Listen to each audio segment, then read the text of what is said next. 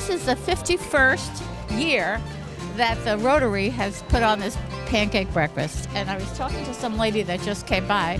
She said, I've never missed one. And the first one, believe it or not, was on Cole Parkway. And they set up tables. This is 51 years ago. And she said we had barrels and that we were using 2x4s to stir it. Thank God things have changed. However, today is the first time they've been very generous to have us use the new senior center. So it's like the kickoff for everything. Every single, 97% of everything that we earn goes right back into the community. The 3% is just for administrative costs. So we just gave 5 scholarships for the senior high school. We support. There are 3 schools overseas that we support. We do the food pantry. Anything out there that needs some help, we're there. So everything that we earn just goes right back into the community.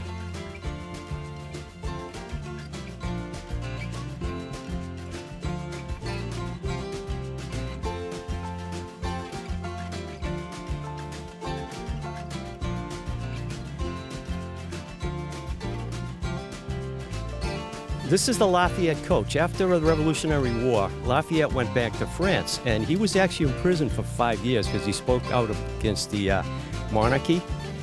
He was released, and what happened was the United States thought that he could come back for a goodwill tour to visit the 13 states, and it would boost his prestige in the world and so on and so forth. So he came back. By that time, there were, I believe, maybe 25 states.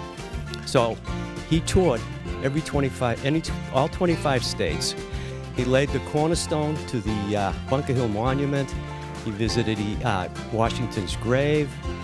It was really a goodwill tour, and it made the United States feel good about itself, and it also, with our prestige, it sort of kept France out of American affairs. This is the Chief Justice Cushing Shea.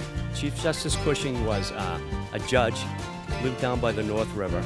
He was the one that abolished slavery in Massachusetts. He had a case called the Walker case, and what he did is he decided the state constitution didn't allow for slavery, so basically abolished slaves in Massachusetts, and that was probably the precursor for the United States.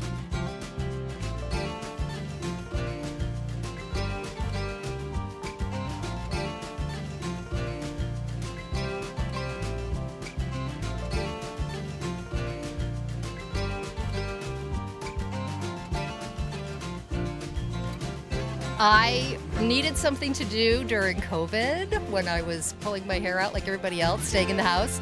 And I looked over at my collection of sea glass. That's a little bit of it, but I have a big bucket.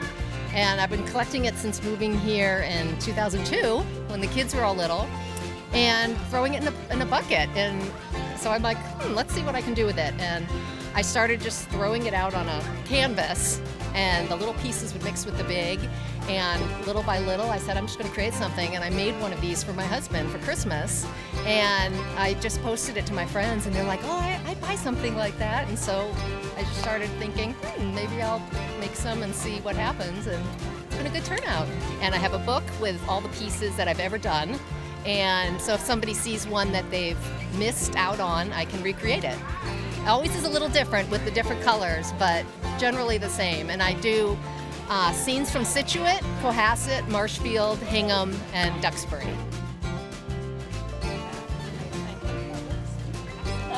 I am Sue DePisa, and I am on the board of the Scituate Visitor Center, which is a virtual visitor site. We're just up and running now. It's a beautiful, beautiful site, and I would encourage everybody to go see it. And it features everything in Scituate. If you want to get involved or want your business featured, we'd be happy to hear from you.